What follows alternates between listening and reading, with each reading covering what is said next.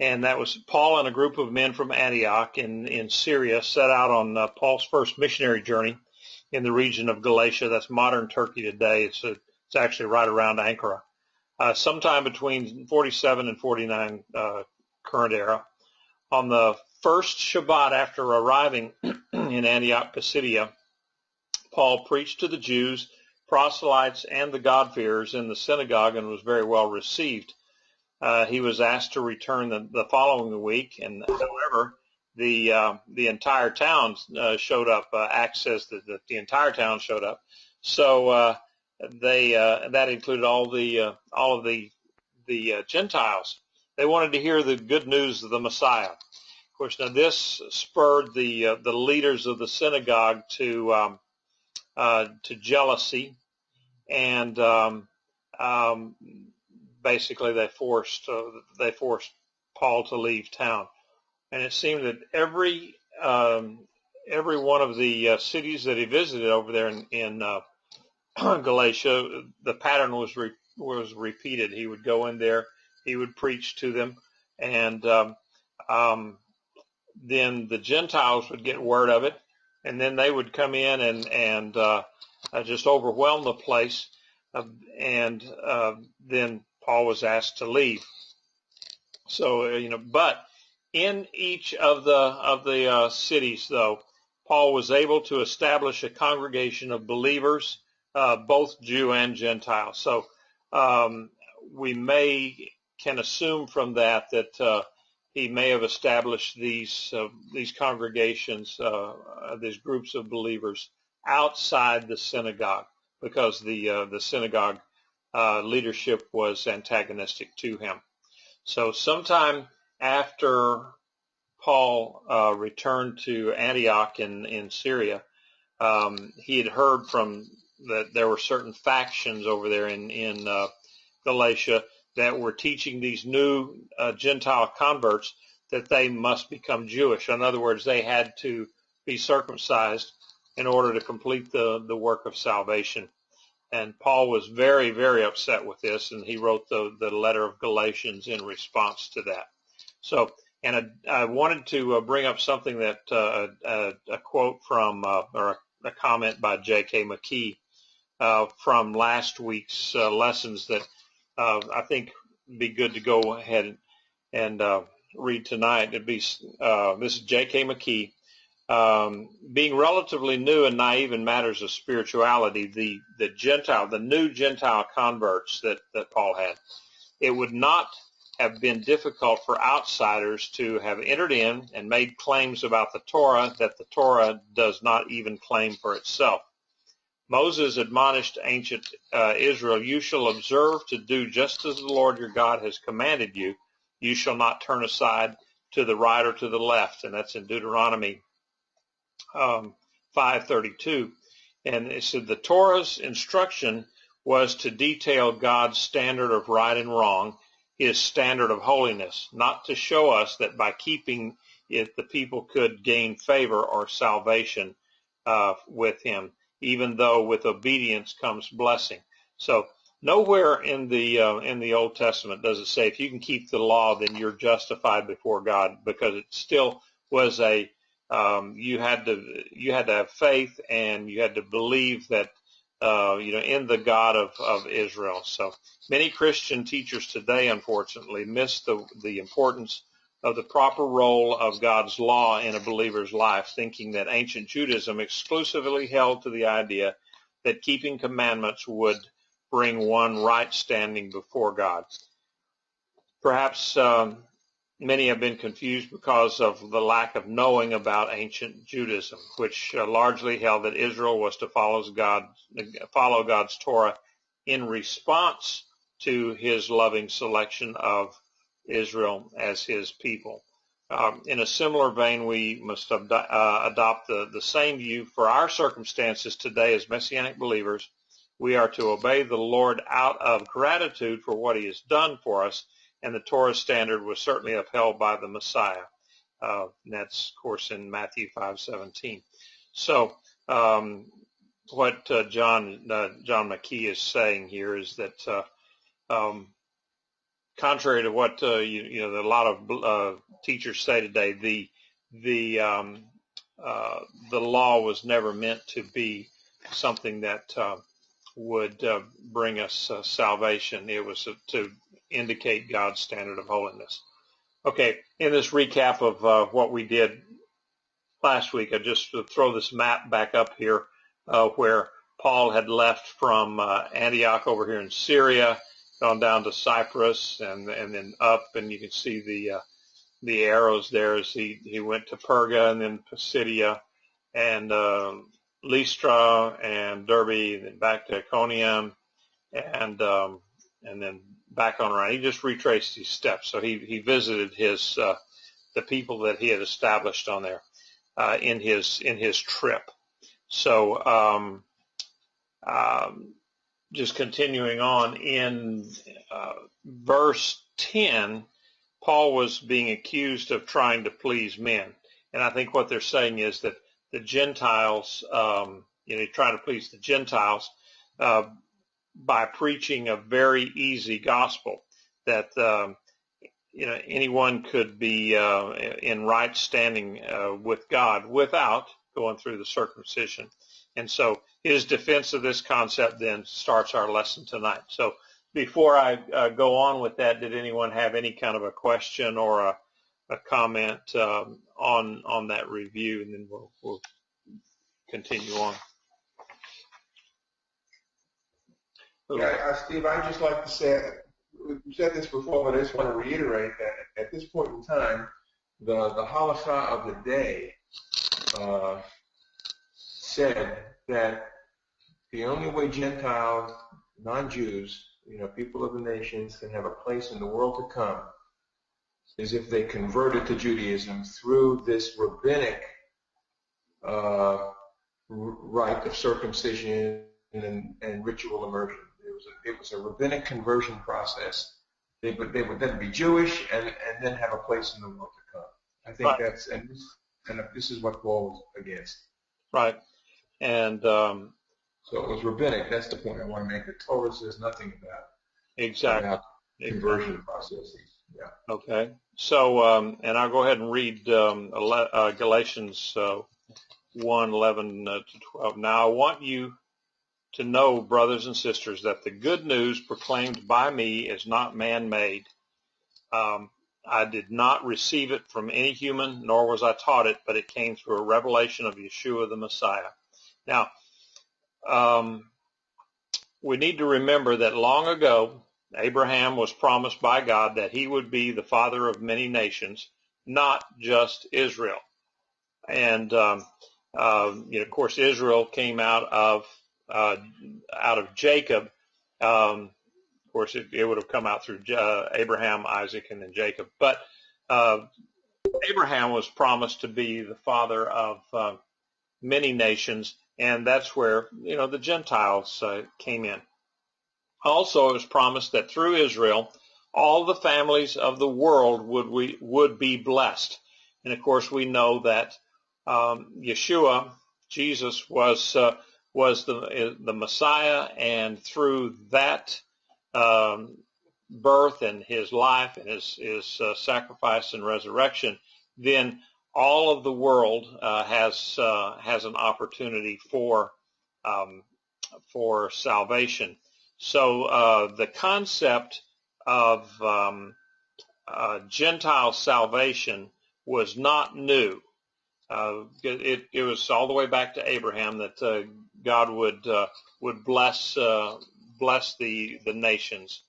And however, the mechanism or the how to do it had not yet been worked out, and that's kind of where at this point the only thing that they had was the rabbinic rules of how to become a Jew, and you go through training, and then the circumcision and the mikvah, or the ritual immersion. That's the only thing that had been worked out at this point. So, according to Paul, he had a direct revelation from Yeshua regarding his calling to the Gentiles. The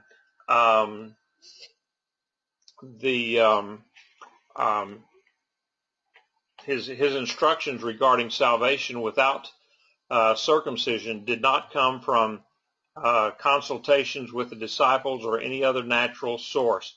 His instructions came directly from Yeshua. So, it would really be hard to argue against that premise, and this is what he's putting into this letter. And we remember that the letter to Galatians was prior to the Council of Jerusalem. That's important because there was no instructions or no halakha for the believers to follow in regard to what to do with the Gentiles.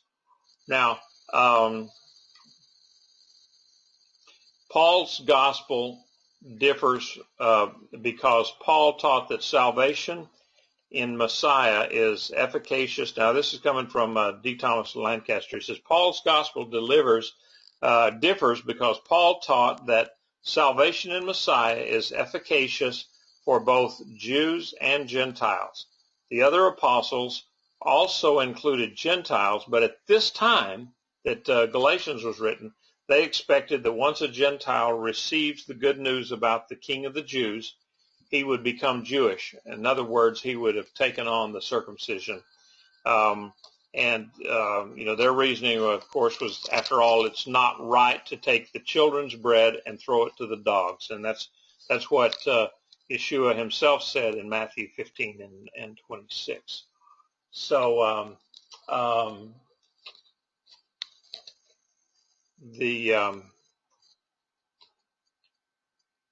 going on with Paul, he says he did not get his gospel from traditional Judaism. Now, this is something that as I was studying for this class tonight, it just kind of dawned on me how radical and revolutionary this whole concept that Paul is bringing out here. He says in 13 and 14, "For you have heard of my earlier behavior in Judaism, how I persecuted God's community beyond measure and tried to destroy it. I was even advancing within Judaism beyond my own age among my people, being a more extreme observer of my father's traditions." So we see Paul is saying here, he's establishing his bona fides in a reverse fashion. And normally you say what the good things that you have done. Well, now he's coming in here and saying, okay, well, this is where I was doing all these things as an adherent of my beliefs in Judaism. He was talking about his behavior as a result of what he believed, because I think I've got it later in my notes that Paul would have been probably more of a follower of the school of Shammai, which was a much more of a strict, harsh interpretation of the law. They didn't, but even there, he wasn't totally on board with Shammai, because Paul did follow along with the oral traditions, whereas Shammai was more only into the written law. And that was basically the party of the Sadducees, was those that followed Shammai. But at no time, of course, did Paul ever leave Judaism. It was just his interpretation of what he was supposed to be doing, and he was very, very strict in this interpretation. And so, again, he's establishing these bona fides in a reverse fashion, pointing out his previous behavior and how that could not possibly have contributed to his present theological position. They're opposites. What he's saying now is the Gentiles could come to Jesus through just their faith in him, and he says that would have been diametrically opposed to what he was following before. Quite the opposite. He was trying to destroy anything outside the confines of what we would consider today traditional Judaism. And He also points out that that he was a prodigy, that he didn't contribute, and that his being a prodigy or being so smart and above all of his peers, that didn't contribute to his revolutionary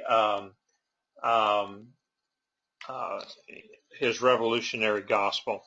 In verse 14, Paul testifies, says, "I advanced in Judaism beyond many among my people of the same age, for I was far more zealous for the traditions of my ancestors." And Paul, he was not negligent in his duties as a Pharisee, and he was a Pharisee. He was not a Sadducee. He took a very, very strict interpretation, and but he apparently did go beyond the normal level of Jewish religious observance when compared to many of his contemporaries.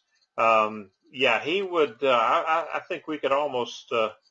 We probably call him a right-wing militant. Paul's unfettered zealousness led to his intense longing to wipe out the group of Jews who were believing that Yeshua was Messiah. Wanting to exterminate the early believers was a very extreme view.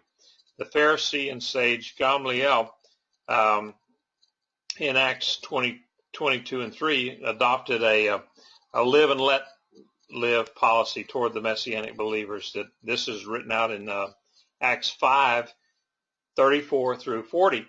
Said, "But a Pharisee named Gamaliel, a teacher of the law, respected by all the people, stood up in the council and gave orders to put the men outside for a short time.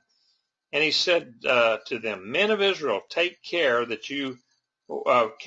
what you propose to do with these men. For some time ago, Theudius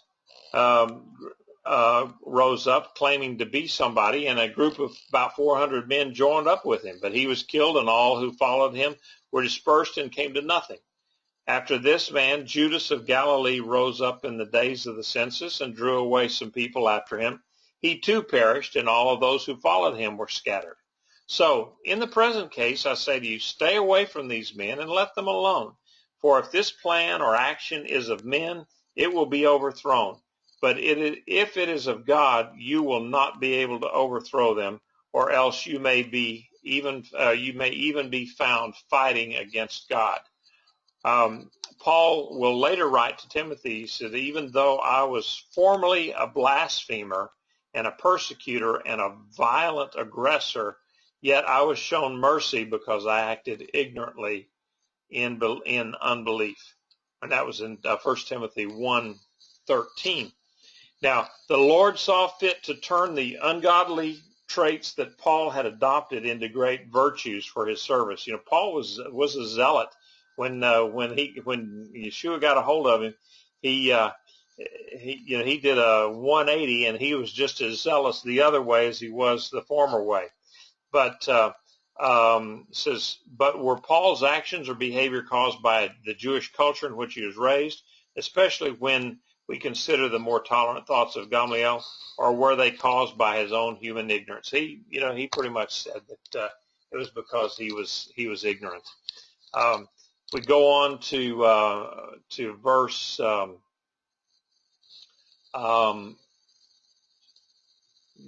16, and I did want to bring this out in my notes. There it says that Paul is not saying that he is not now a Jew. He never said that at all. It just said that his interpretation of what he was supposed to be doing under Judaism took on a much different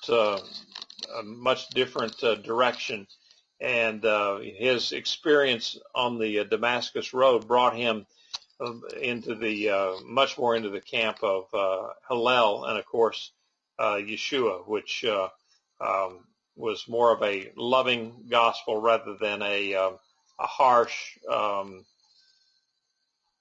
and legalistic gospel. So let's read 15 and 16. "But when God, who set me apart from birth and called me through his grace, was pleased to reveal his Son to me so I could proclaim him among the Gentiles. I did not immediately consult with any human. After encountering the living Messiah on the road to Damascus, Paul says, I did not confer with flesh and blood, meaning with other people, as his mission had been assigned directly from the Lord, and that's in Acts 9, 1 through 7 and 15. One possible meaning, there's a word there for to consult. When he says, I did not confer or consult, it's a Greek word, it's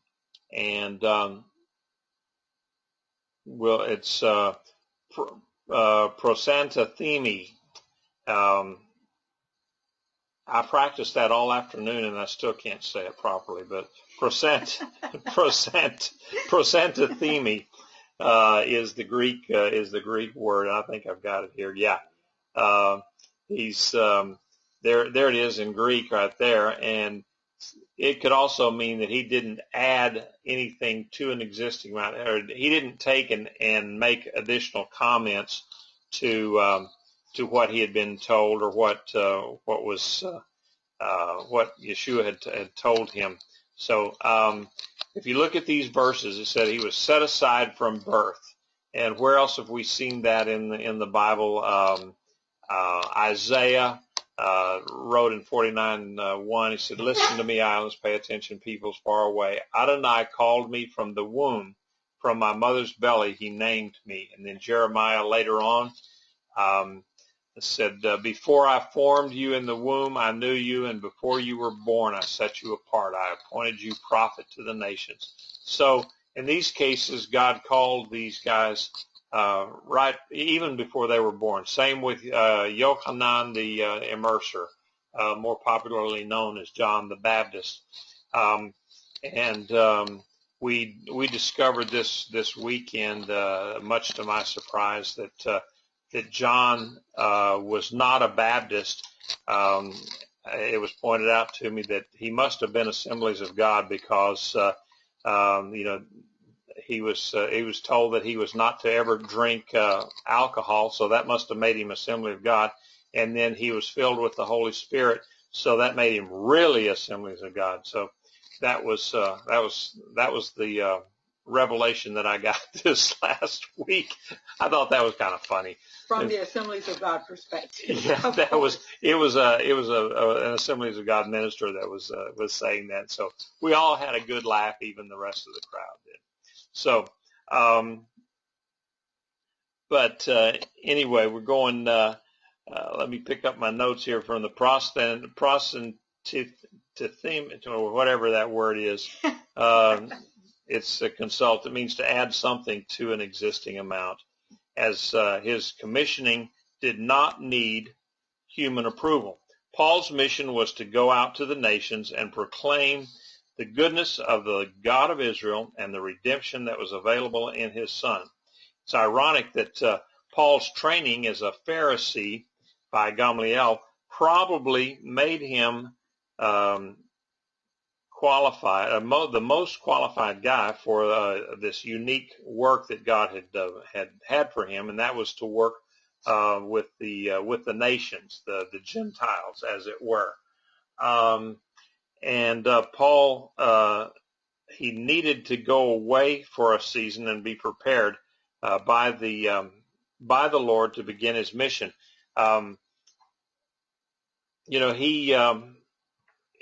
That's something that I had not really considered before this lesson tonight. In verse 17, go back to, let's see, here we go.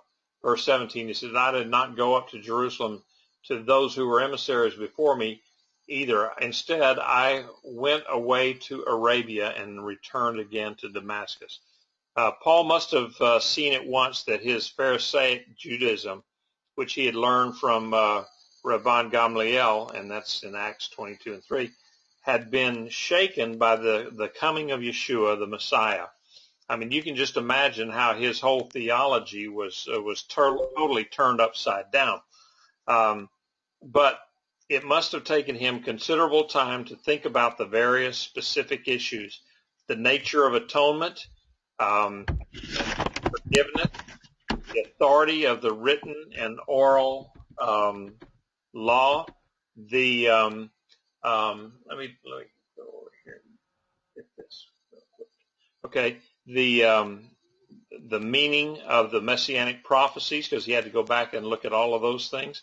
The role and future of the Jewish people, the preeminent requirement of trust for salvation, the role of ethics, and other essential theological matters. He had a lot to think about, and he had to formulate and refine these views as to what they were when he wrote these letters. So it took him upwards to 3 years to go through the scriptures and to pray. I'm sure that he was looking at this and it was in a lot of prayer and meditation and just thought, and perhaps the Lord revisited him and to tell him some of these things that he needed to know.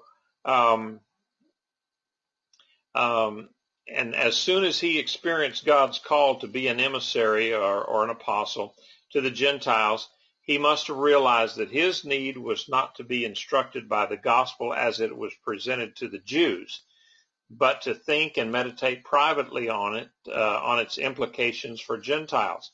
No one could guide him in this, for he would be pioneering, but his training as a Jewish scholar by Gamaliel uniquely equipped him to investigate these matters in a fundamental way. Paul would have had to go back to the scriptures. He was an eminent scholar, but now there was a paradigm shift because of his Damascus Road experience. It was so overwhelming to him that he now, he's come to the point where he says, everything that I have been studying and believing for all of these years now needs to be reevaluated. He didn't throw it away. He just went back through it and reevaluated everything that he had said, he had been believing before. So I think that's an important lesson for us sometimes to when we come against something that just someone will say something and it really hits us right in the heart. Says, well, I never believed that before. Some kind of a doctrine, perhaps, or some kind of a teaching. It would behoove us to then get into the scriptures and work it out for ourselves, because I believe that if a person is sincere in their desire to decipher the scriptures, I don't believe that God's going to keep it a mystery from you, and it's one of these deals where people will come out and say, well, God has given me special revelation that he doesn't give to anyone else, and you should be listening to me. Nah, that's not so much. So the Bible did say that he went to Arabia.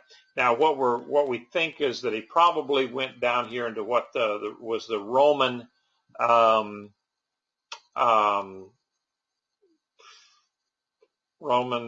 province is the word I'm trying to think of, which would have been Arabia Petraea, which Petraea being Petra, the city of Petra down in Jordan today. So he would have probably gone in that area because that was well traveled areas. Also was populated, and he would have had the amenities. Where if he had gone out here in Arabia, it would have been much more sparse and harder to live out there. So let's go on. The development of Paul's faith would have been a simpler process had the acceptance of Yeshua been for him, as it was for some of his fellow Jews, merely adding to traditional Judaism the belief that Yeshua is indeed the long-expected Messiah. And it would have been much simpler if the acceptance of Yeshua had been for him what it was doubtless to many of the Gentiles he led to trust, namely the acceptance of a new religion that displaced former pagan values and practices. So to Paul, the revelation of Yeshua as the Son of God meant neither of these, but a radical reexamination of all of his former beliefs, which issued in a conception of religion that differed from the other apostles' non-messianic Judaism, or the other apostles' messianic Judaism, perhaps even more than theirs differed than from the then current non-messianic Judaism. Okay, what we're saying is that Paul's revelation there was radical to the say the apostles, Peter, James, John, and that bunch, the 12.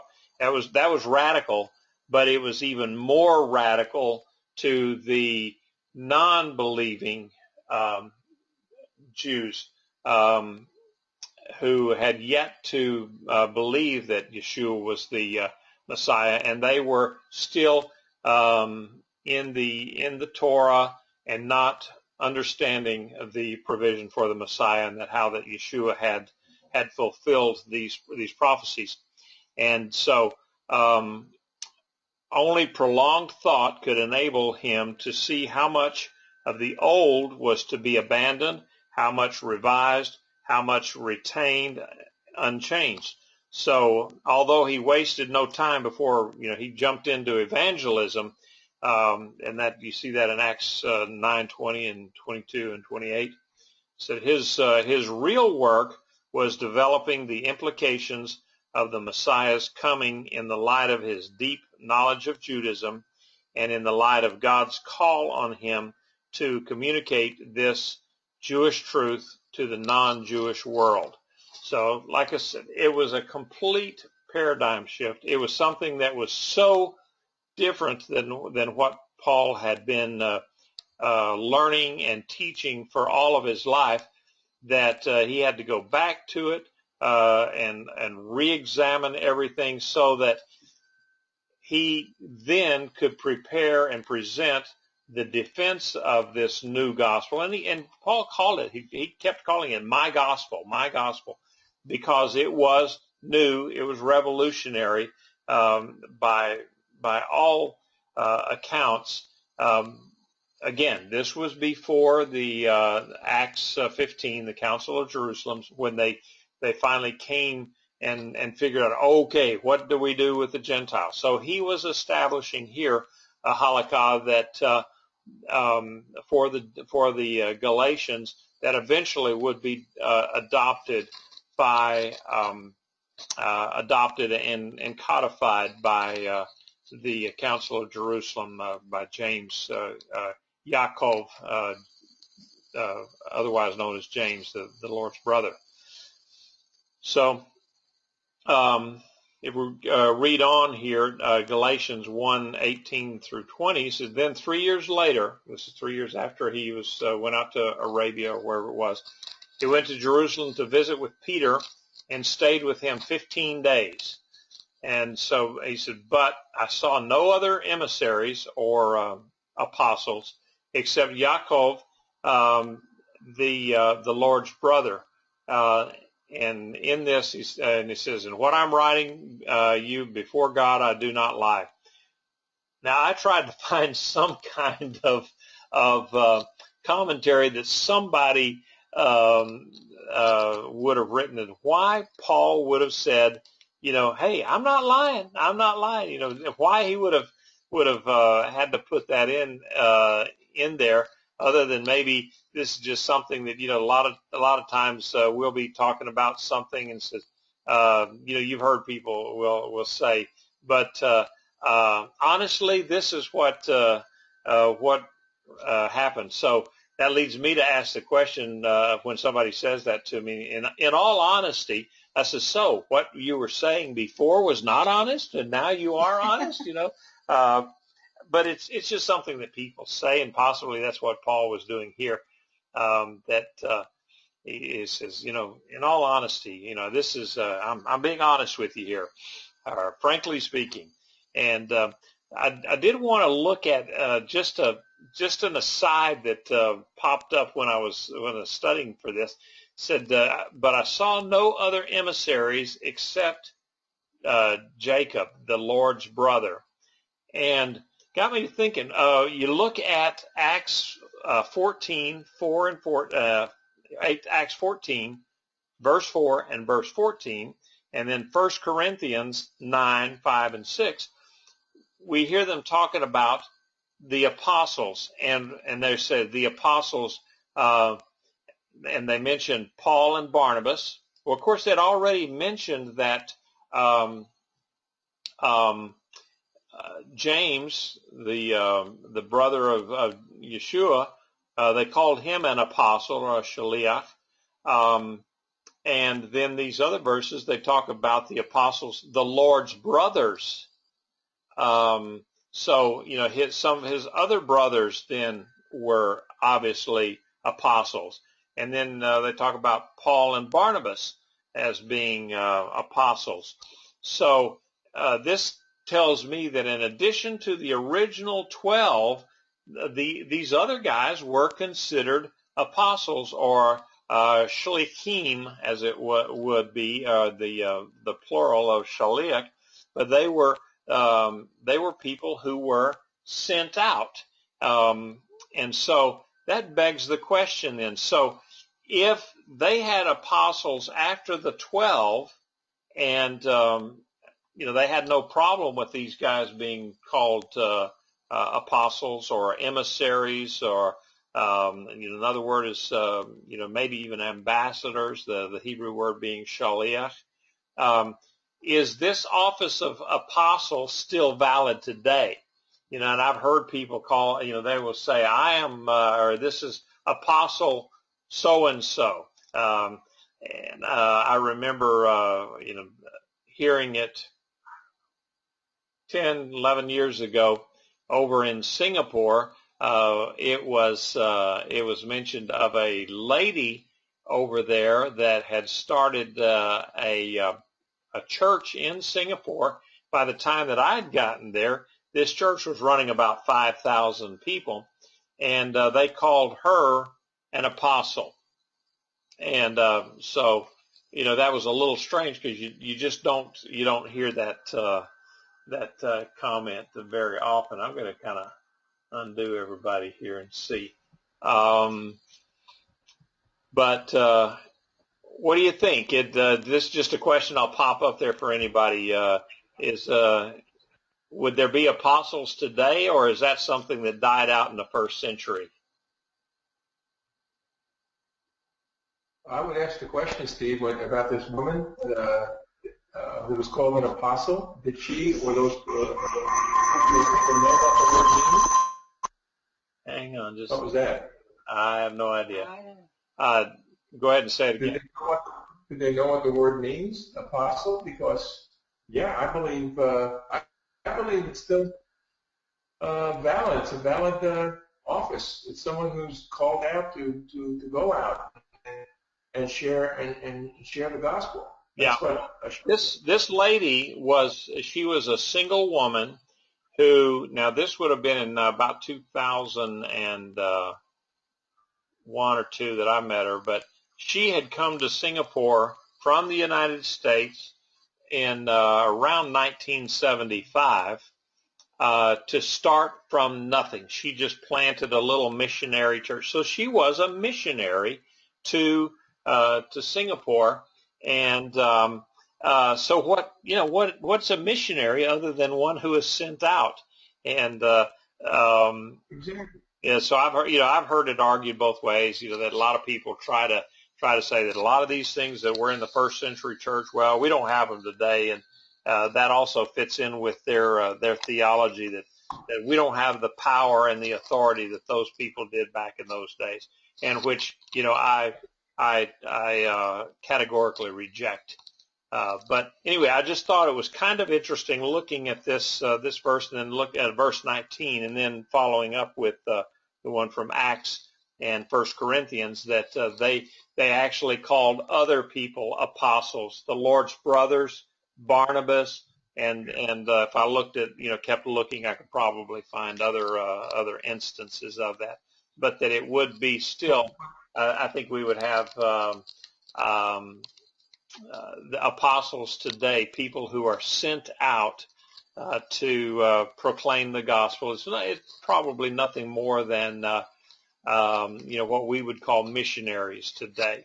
Maybe that's another good. Well, actually, Steve, I think the template, if you will, for structuring a congregation, a synagogue, a community, should be the first century, not the 3rd, 4th, and 5th centuries and later on. But we should go all the way back to the 1st century and see how, for example, how the congregation in Jerusalem was structured in terms of leadership and you I would recommend people reading some of Edersheim's books, because he has a lot to say about that, how the synagogues were structured. I have to laugh because we spent about 2 hours last night when I was trying to study for this in Edersheim on the temple, answering some other questions. But I would very heartily recommend to anyone get with some of Edersheim's books on the life and times of the Jews, and also the temple. There's right, all sorts of stuff. And he social, does history of the Bible. It's very good. So you just can't go wrong with Edersheim. He was a if I spell it as Edersheim. It's I think I've got it. It's in my notes here. No, it's not, but I will add it to the notes before I send them out tonight. Just as because I did mention him, so I will send it out. But you can't go wrong. I probably got, I don't know, a dozen of his writings that I've referred to over the years. And he was a Jewish man who came to faith in Yeshua in the 1800s, and typical of things of his day. When a Jew placed his faith in Yeshua, then he was expected to forego all of his Jewish background and practices and take up the trappings of Christianity 100%. And he became, like, I don't know, the head of one of the major organizations in Britain. So he was quite a guy, but he wrote a lot on Judaism, and he was a scholar of the history of the people and the times.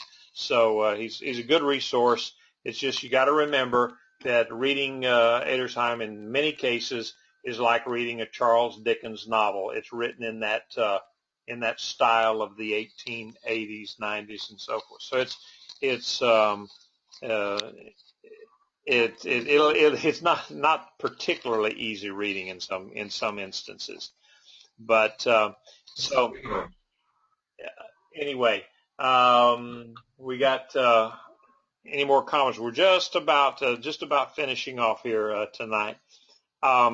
And so let's see. We're going to go ahead with verse the last 3 verses here. Then I went to the regions of Syria and Cilicia, but I was personally unknown to Messiah's communities in Judea. They only kept hearing, "The one who once persecuted us now proclaims the good news he once tried to destroy." And so they were praising God because of me. So here again, Paul is telling people, he said, look, nobody in Israel knows me. They just the only time I went to Jerusalem after I came to faith in Yeshua was Peter and Yaakov, and I didn't see anybody else. Those were the only two. So nobody in Judea knew me, and so I'm not getting this information or any of this stuff anywhere else, but I got it straight from Yeshua in his vision. So this verse 22 is further evidence that Paul's version of the good news was not taught to him by others. And he writes that in Judea, where the greatest concentration of believers was, the Messianic congregations didn't even know what he looked like, much less had they instructed him in their version of the gospel. So I wanted to hit what the major points from tonight, and just as kind of a summary, and that Paul's gospel was directly from Yeshua. It was not from man. Okay, that's point number one. The traditional Judaism was not the source of his gospel. So he didn't get it from man. He didn't get it from the traditions of his fathers. His vision, or what he got, his gospel came directly from Yeshua, and this vision and calling radically changed his life. It was such a turnaround for a guy to become a prosecutor of Yeshua to a promoter of Yeshua instantly. Just the vision, and then he had to do some training and reflection and so forth. But his life was forever changed by meeting Yeshua. And possibly his thorn in the flesh. We had talked about it in some of our classes before, that possibly his thorn in the flesh might be this constant reminder of his presiding over the death of Stephen. Yes. So anyway. And then the final thing was that the gospel was efficacious, was effective both for the Jew and the Gentile alike. It required nothing more. It's Yeshua and nothing more to have salvation. So you didn't have to go and go through some rites of circumcision. There was no other secret knowledge that you had to get, which if you go into Gnosticism and so forth, there were those that taught that. So those are I think that's kind of a summary of what I had tonight.